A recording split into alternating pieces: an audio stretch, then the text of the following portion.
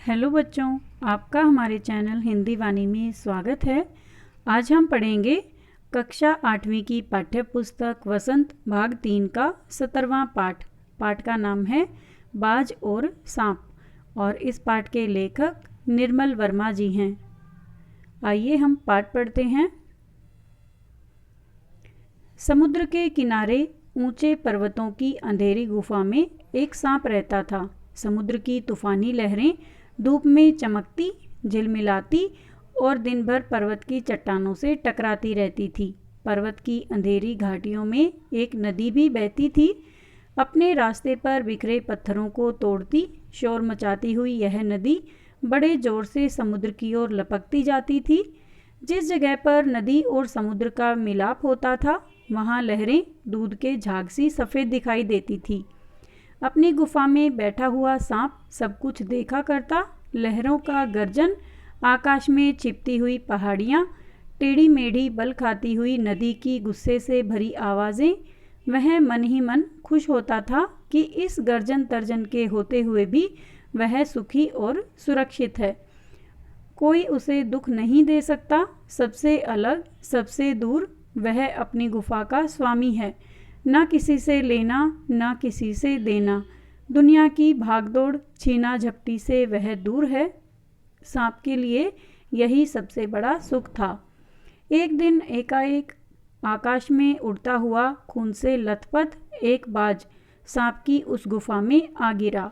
उसकी छाती पर कितने ही जख्मों के निशान थे।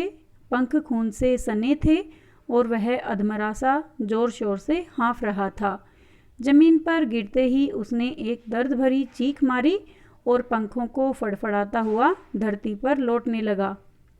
डर से सांप अपने कोने में सिकुड़ गया, किंतु दूसरे ही क्षण उसने भांप लिया, यानी उसने अंदाज़ा लगा लिया कि बाज जीवन की अंतिम सांसें गिन रहा है और उससे डरना बेकार है।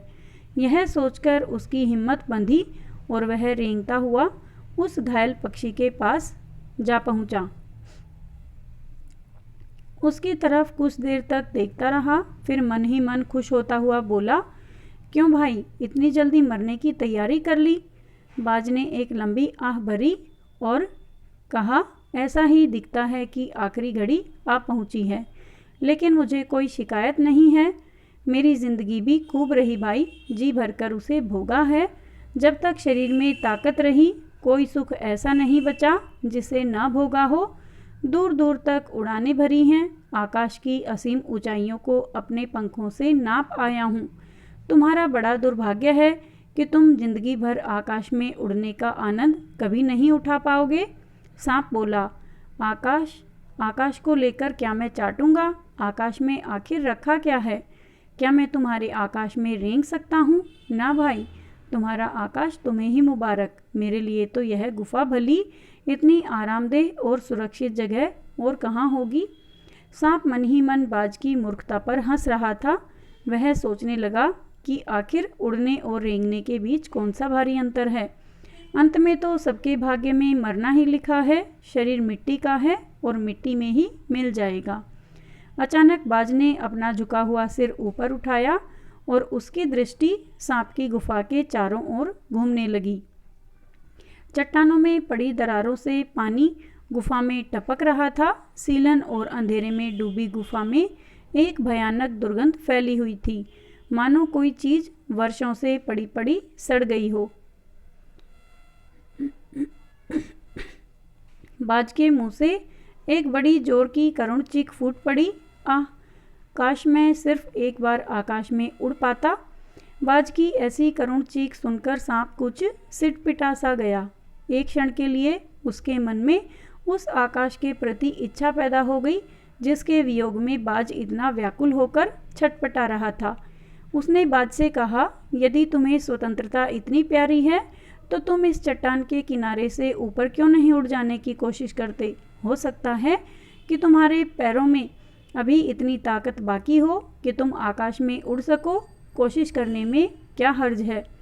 बाज में एक नई आशा जग उठी।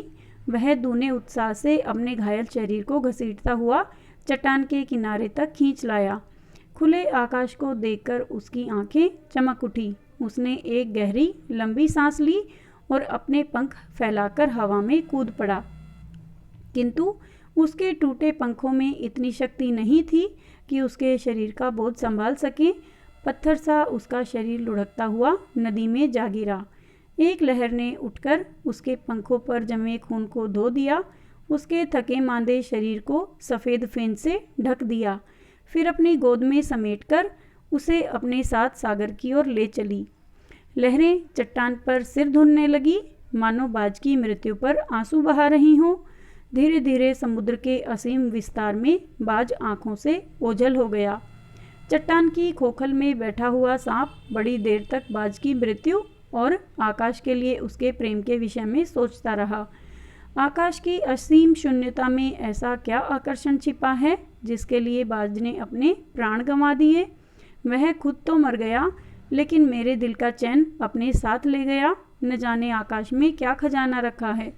एक बार तो मैं भी वहाँ जाकर उसके रहस्य का पता लगाऊंगा, चाहे कुछ देर के लिए ही हो। कम से कम उस आकाश का स्वाद तो चख लूँगा। बाज ने इस प्रकार की बातें सोची। यह कहकर सांप अपने शरीर को सिकोड़ लेता है और आगे रेंगकर अपने को आकाश की शून्यता में छोड़ देता है।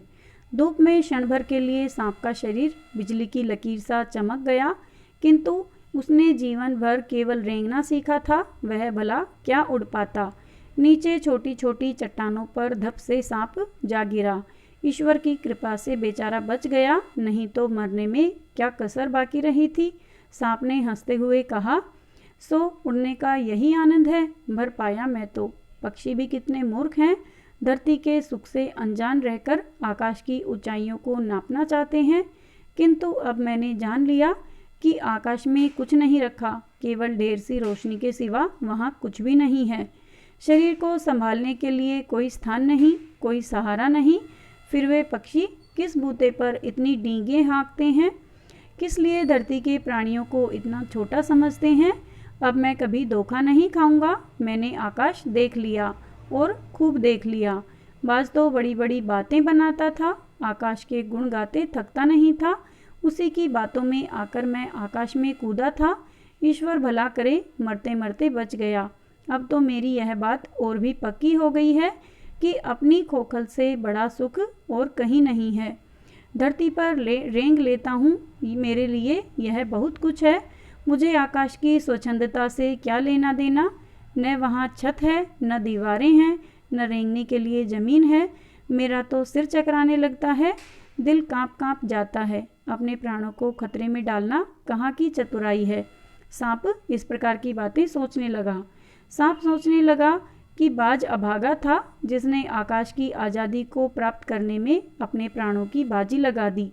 किंतु कुछ देर बाद सांप के आश्चर्य का ठिकाना नहीं रहा। उसने सुना, चट्टानों के नीचे से एक मधुर रहस्यमय गीत की आवाज़ उठ रही है। पहले उसे अपने कानों पर विश्वास नहीं हुआ, किंतु कुछ देर बाद गीत के स्वर अधिक साफ सुनाई देने लगे। वह अपनी गुफा से बाहर आया और चट्टान से नीचे झांकने लगा। सूरज की सुनहरी किरणों में समुद्र का नीला जल झिलमिला रहा था। चट्टानों को भिगोती हुई समुद्र की लहरों में गीत के स्वर फूट रहे थे। लहरों का यह गीत दूर दूर तक गूंज रहा था। सांप ने सुना, लहरें मधुर स्वर में गा रही हैं, हमारा यह गीत उन साहसी लोगों के लिए है जो अपने प्राणों को हथेली पर रखे हुए घूमते हैं। चतुर वही है जो प्राणों की बाजी लगाकर जिंदगी के हर खतरे का बहादुरी से सामना करे। ओ निडरबाज, शत्रुओं से लड़ते हुए तुमने अपना कीमती रक्त बहाया है, पर वह समय दूर नहीं है जब तुम्हारे खून की एक एक बूंद जिंदगी के अंधेरे में प्रकाश फैलाएगी और साहसी बहादुर दिलों में स्वतंत्रता और प्रकाश के लिए प्रेम पैदा करेगी। तुमने अपना जीवन बलिदान कर दिया, किंतु फिर भी तुम अमर हो। जब कभी साहस और वीरता के गीत गाए जाएंगे, तुम्हारा नाम बड़े गर्व और श्रद्धा से लिया जाएगा। हमारा गीत जिंदगी के उन दीवानों के लिए है जो मरकर भी मृत्यु से नहीं डरते। इस कहानी में बाज की निडरता के बारे में बताया गया है कि जो लोग बाज की तरह अपना जीवन कभी भी दुखी होकर नहीं बिताते बल्कि हर प्रकार के मुसीबतों का डटकर सामना करते हैं और अपना जीवन जिंदादिली से जीते हैं। सब लोग उनके प्रशंसा करते हैं, सब लोग उनकी तारीफ करते हैं।